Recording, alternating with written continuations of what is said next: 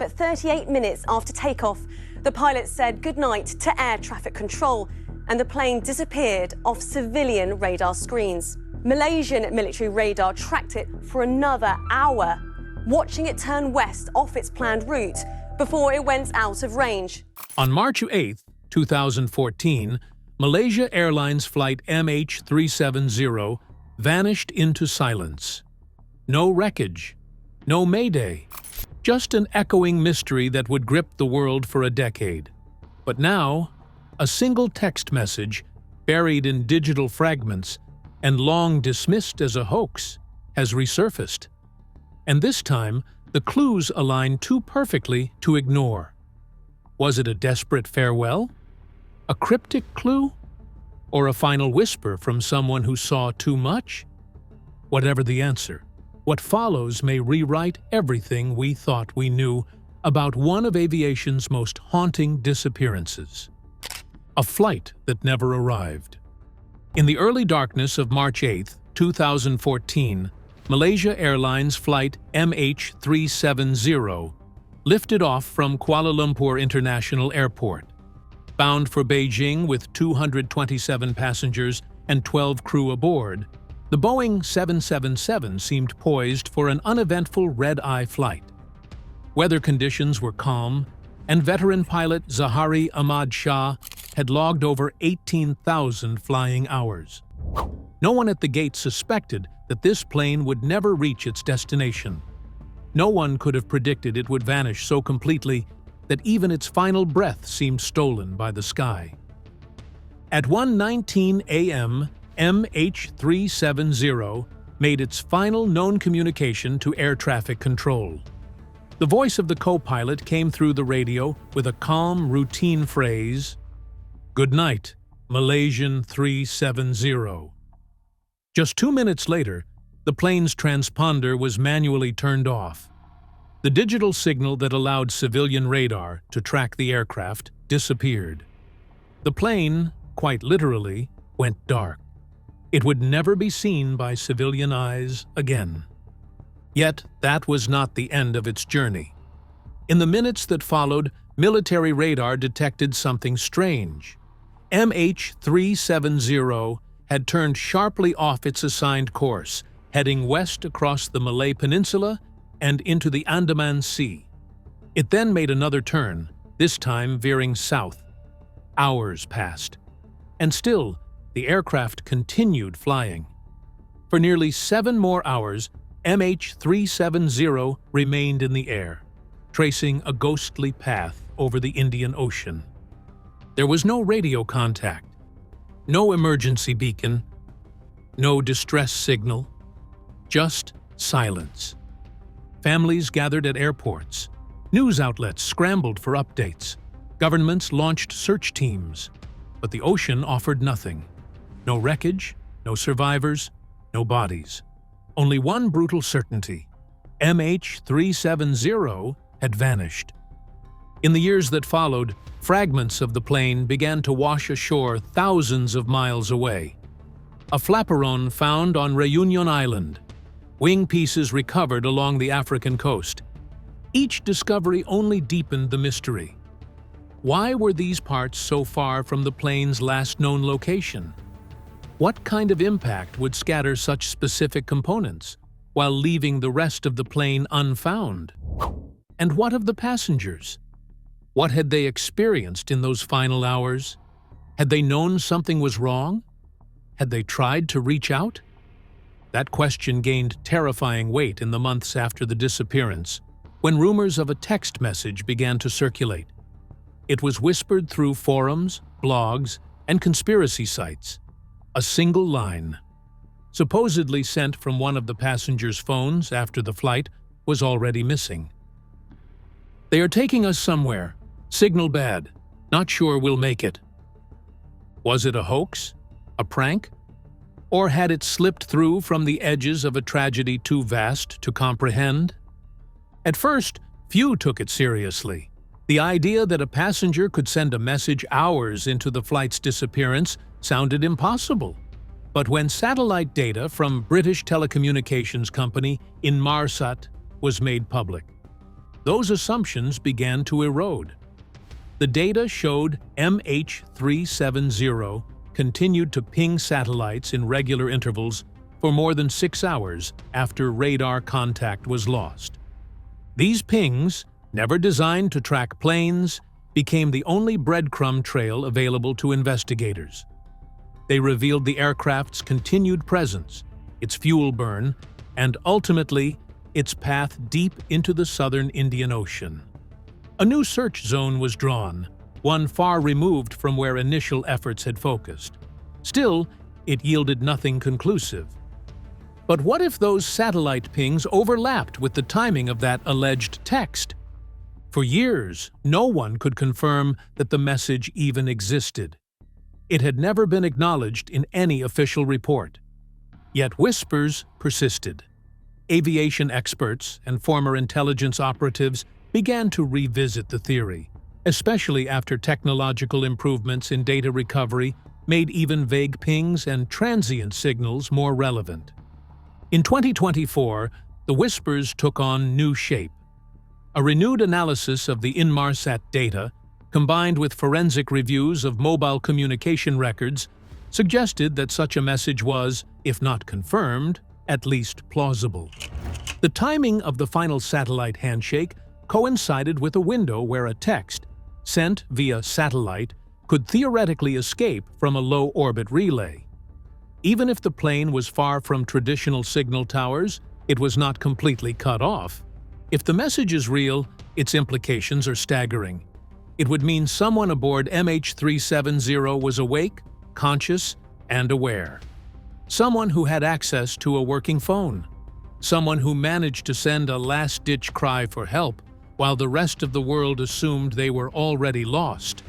Could that single sentence rewrite the entire investigation? Could it prove human intent over mechanical failure? Could it point toward a hijacking, a cabin struggle, or a controlled descent? And why, after all these years, are we only now beginning to connect the pieces? Because behind every official narrative, there are always details that slip through. Behind every vanishing point, there is still a shadow. What was really happening in the cockpit during those silent hours? Was the plane being flown by someone with a plan? Let's follow the clues, because the evidence grows colder, but the theories begin to burn. The plane that kept flying. In the hours after Malaysia Airlines Flight MH370 vanished from civilian radar, the world braced itself for a devastating discovery.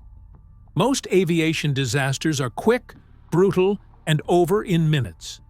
The search typically begins with a rough crash zone, followed by black box recovery, and then a list of questions slowly answered by data. But MH370 didn't follow that pattern. What emerged instead was a series of satellite pings that forced the world to reconsider everything it thought it knew about the flight's final hours. These pings weren't part of any emergency system.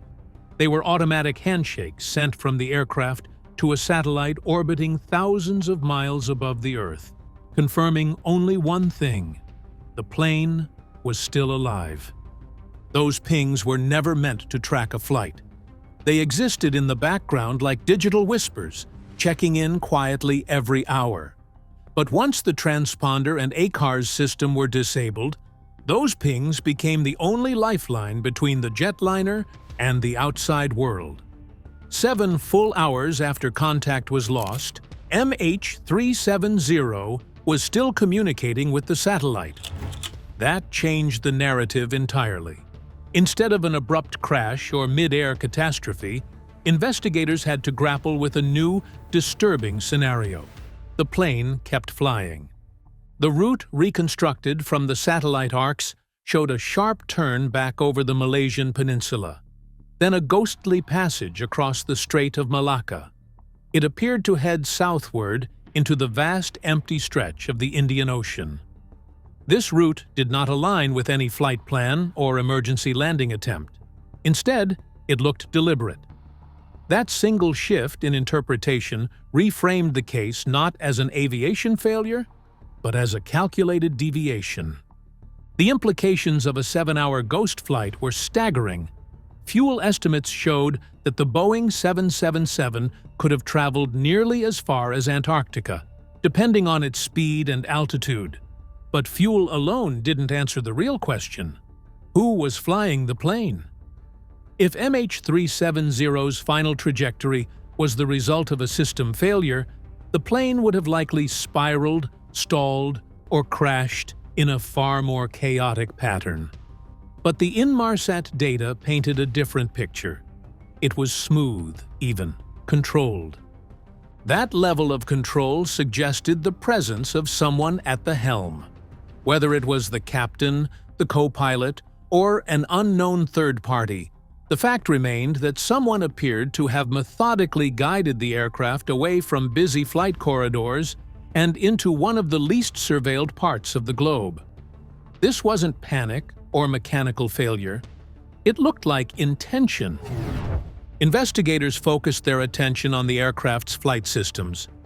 Disabling the transponder and turning off the ACARS mid-flight requires a high level of familiarity with the 777's avionics.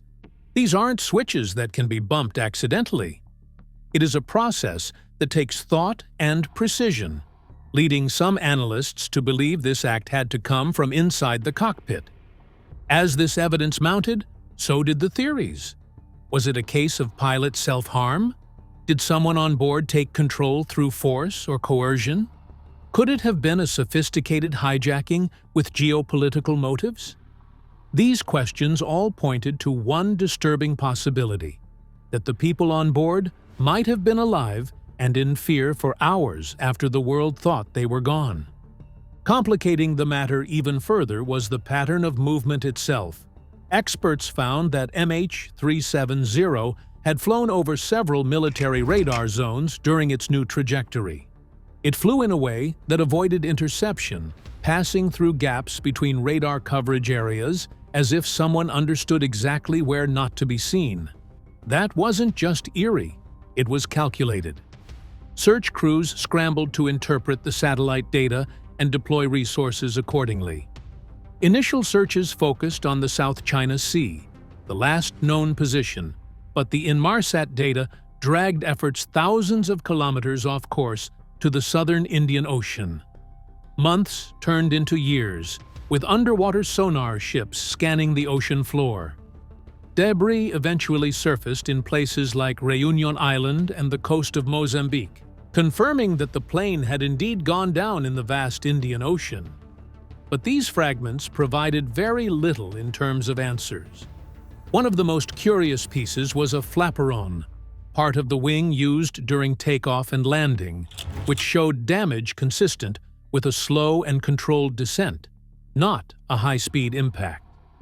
This detail supported theories that the aircraft may have been guided into the ocean rather than crashing at full speed. In that version of events, MH370 became not just a missing plane, but the scene of a final decision. Someone took it as far as they could and brought it down in the loneliest waters on Earth. Even more chilling were the implications that followed. If someone planned this with such careful execution, they may have prepared for months in advance. Investigators eventually pulled the captain's home flight simulator and found a set of routes eerily similar to the one MH370 ultimately followed. Though inconclusive, the discovery only deepened suspicions. But the data didn't stop there. Further studies by researchers like the team from the University of Western Australia and later the University of Tasmania suggested that even the drift patterns of recovered debris were consistent with a controlled ditching. In other words, the plane didn't spiral out of control, it was put down deliberately. This theory was controversial, especially among those who believed the disappearance must have been a tragic accident. But time and again, the evidence leaned toward an orchestrated event. The mystery of who did it and why remained elusive. But one fact stood tall above the rest. Someone kept that plane flying. Someone disabled the systems, diverted the route, and steered it into oblivion. Now, with new technology and AI modeling, The crash zone is being recalculated with increasing precision. Fresh search efforts are being planned, with hopes of finally finding the fuselage, the black boxes, and perhaps, at long last, the full story. But what if the most revealing piece isn't buried in the deep? What if the answer came from above, from a silent phone, sending a desperate message into the void? And that's exactly where this mystery takes a darker, more human turn. Because hidden in the shadows of pings and radar arcs lies a message, a text, a human voice trying to be heard. What did it say? Who sent it? And why are experts now saying it could rewrite everything we thought we knew about Flight MH370? The text that shouldn't exist. For years, the world believed Malaysia Airlines Flight MH370 disappeared in complete silence.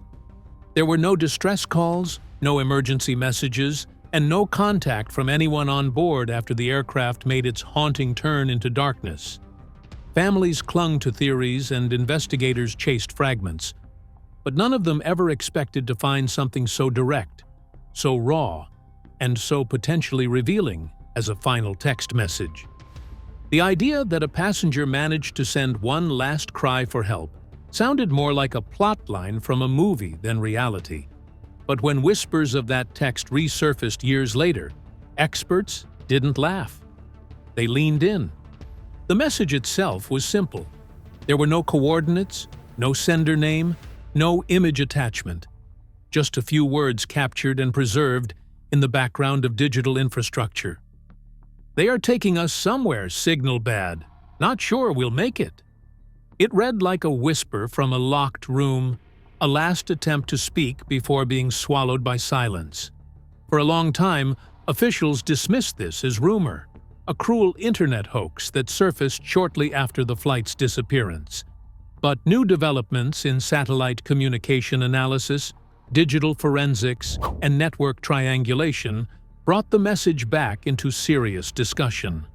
According to leaked technical documents and insider reports from telecom analysts, the message originated from a satellite relay system. This means it wasn't bounced off a local cell tower, but rather routed through a higher orbiting station, possibly over the Indian Ocean. That detail changed everything. If true, this meant the passenger had access to a device that could still connect, at least momentarily, during the flight's final hours. It also placed them in a location and time consistent with the Inmarsat pings, reinforcing the theory that the plane didn't crash immediately after contact was lost. It continued on its ghost journey, and someone on board was alive long enough to send a message.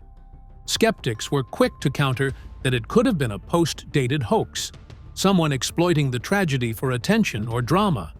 But digital forensic experts explained how unique device identifiers, routing paths, and latency data could verify or disprove such claims. If the metadata matched a passenger's known mobile number and network habits, it would be near impossible to fake without government-level interference. As it turned out, at least one private investigation team claimed they had exactly that. They reportedly obtained mobile records through a whistleblower at a telecom firm in Southeast Asia, which showed an anomaly in the data logs. One brief handshake, a digital blink, matched the time frame of the mysterious message. It was never released publicly for fear of violating privacy laws, but within the investigative community, its presence became the worst-kept secret. Why would this message have been ignored in the original inquiry? Some believe it was simply overlooked. The early days of the investigation were chaotic, with data flooding in from dozens of countries.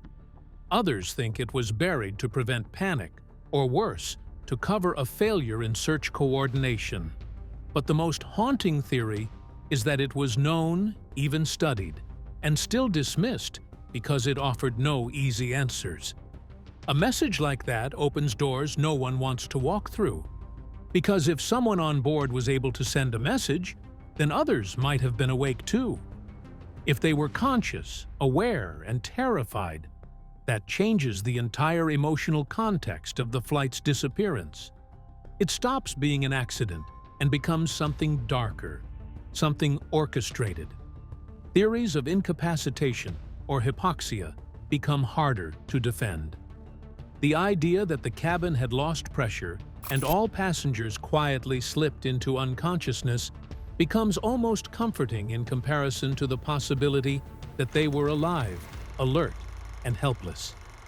This message also raises uncomfortable questions about the nature of the disappearance. Who were they? Was it a hijacking? Was it someone on board? Was the pilot involved, or was he acting under duress? The ambiguity of the message fuels every angle of speculation, from government black ops to rogue sabotage. The phrase, "taking us somewhere," implies motion, intention, a detour. That aligns far too well with the plane's known path over the Indian Ocean. If this flight was being directed toward an unknown location, who was steering, and why? There's another layer too, the psychological impact on the families. For years, loved ones of the victims believed the end came quickly, even if the location was never found. This text complicates that. It suggests a drawn-out ordeal, one filled with fear and confusion. That changes grief into torment. It reopens wounds that had barely started to scab. Some families rejected the idea entirely, calling it false hope or a distraction from the real search. Others clung to it as a last trace of their missing parent, sibling, or spouse, evidence that they tried to reach out. As the aviation world tried to absorb the implications, independent investigators started asking what else might have gone overlooked. If a text could slip through the cracks, could there be call attempts, deleted voicemails, or failed message pings stored on data servers that were never properly analyzed? Telecommunications companies around the globe were quietly approached by journalists and researchers looking for more anomalies. Some denied having anything, others refused to comment altogether.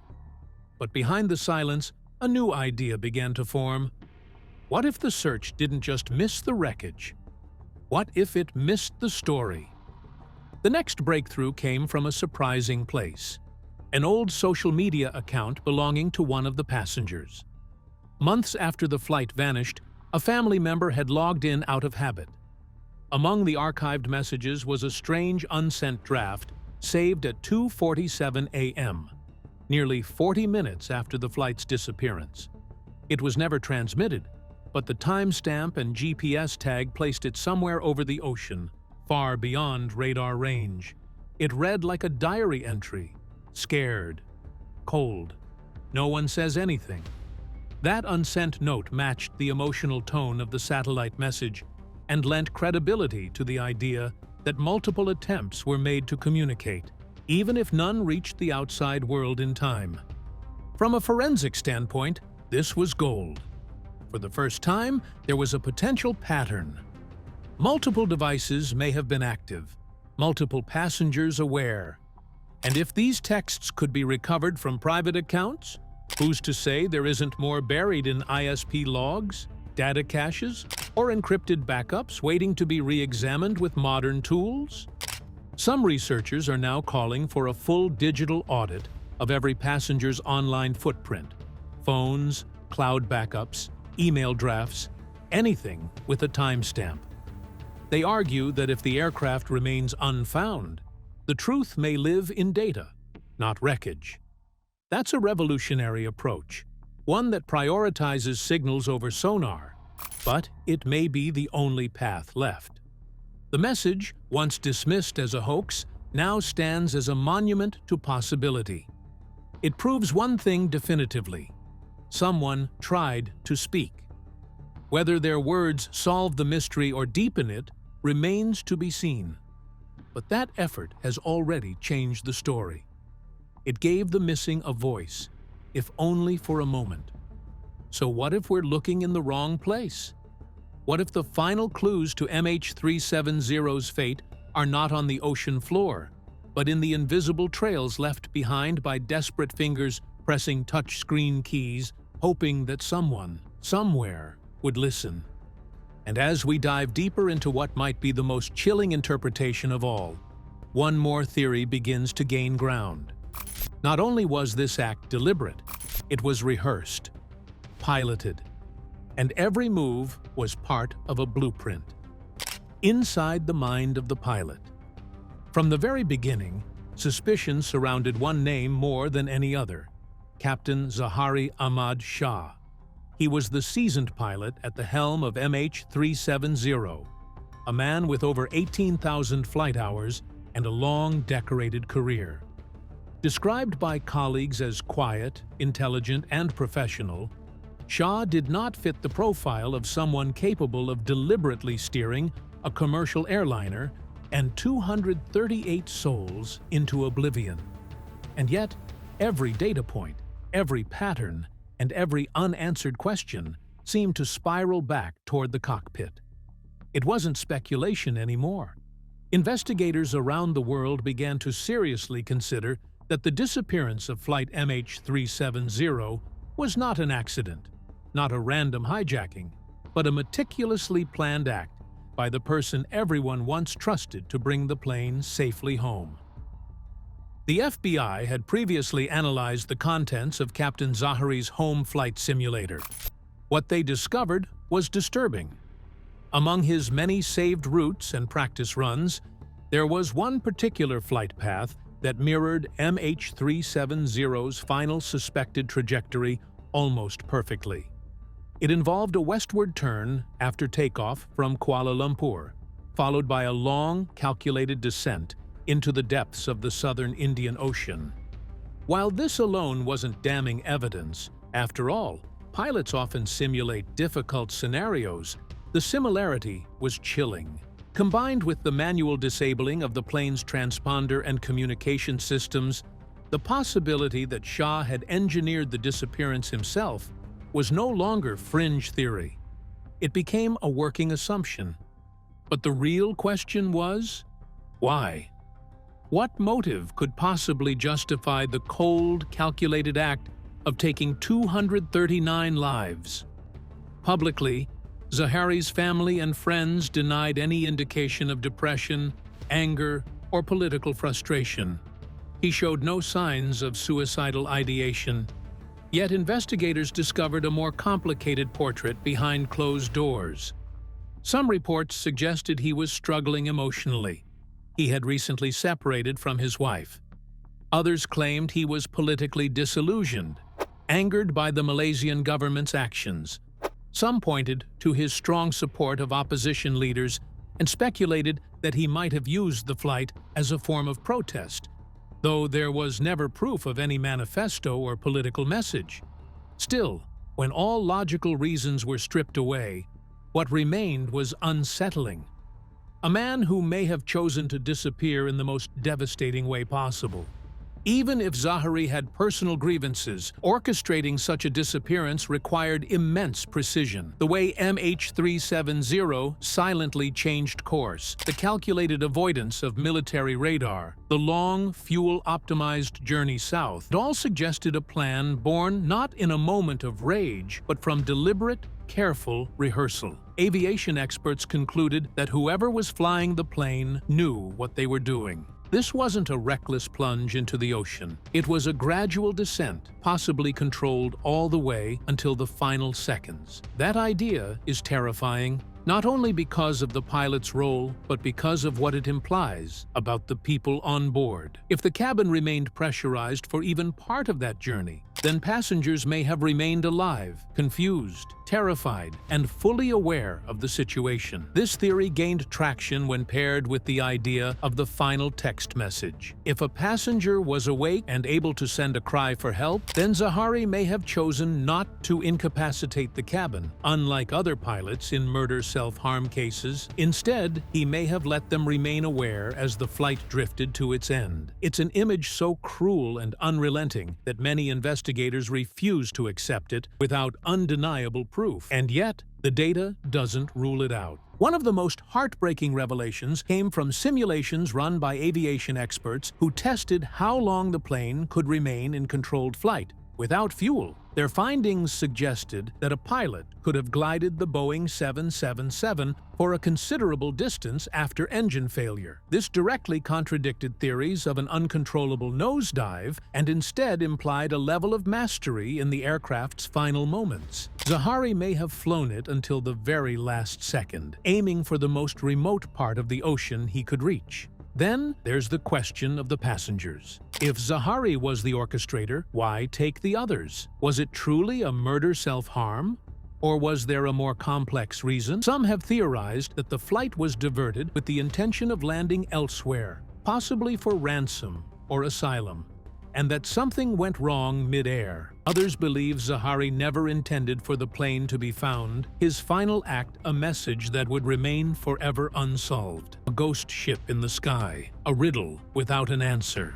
The tragedy of MH370 is not just the absence of wreckage, but the emotional torment of those left behind. Families have spent over a decade swinging between hope and despair. Every potential breakthrough, whether it be a piece of wing debris or the emergence of a text message, opens old wounds. They do not just want closure, they want truth, not theories, not fragments, not speculation wrapped in official language. They want the full picture, no matter how painful it might be. In 2025, some voices began demanding that the investigation be reopened entirely, using artificial intelligence to reanalyze everything from ocean drift models to cockpit audio data. Others called for a full transparency release of satellite logs, air traffic recordings, and flight simulator files. For the families, enough time has passed. Secrets serve no one. If the captain was responsible, they want to hear it said plainly. If not, they want new leads pursued with honesty. The MH370 mystery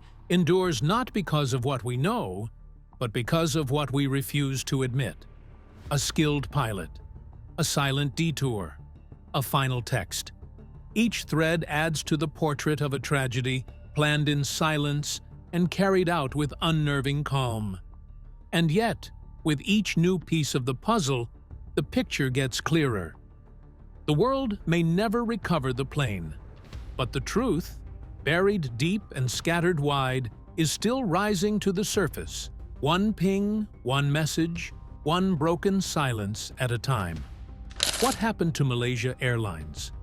Flight MH370 remains one of the most haunting mysteries in modern aviation. For over a decade, the families of the 239 people on board have lived in a torturous limbo, caught between the cold silence of official statements and the relentless pulse of new theories. The discovery of a possible final text message, the detailed analysis of satellite pings, and the pilot's unnerving flight simulator path all suggest that this disappearance was not accidental. If it was indeed deliberate, then what we are left with is not just a mechanical failure or an unlucky deviation, but a human decision with unfathomable consequences. Yet even with all these clues, nothing is certain. The Indian Ocean holds its secrets tightly. Pieces of the puzzle continue to emerge in fragments. A wing part here, a ping there, a whispered message buried in satellite data, or passed between researchers. Each sliver of evidence brings us closer to understanding what happened in those final hours, yet it also reveals how little we truly know. The pain for the families never left, and for them, this is more than a mystery. It's personal. And for the rest of us, it is a chilling reminder of how something so massive can simply vanish in the age of global tracking and instant information. So we ask you, what do you believe? Was MH370 hijacked? Was it pilot sabotage? Or was there another force at play entirely? Let us know your thoughts in the comments, and don't forget to subscribe for more investigations that push deeper than headlines.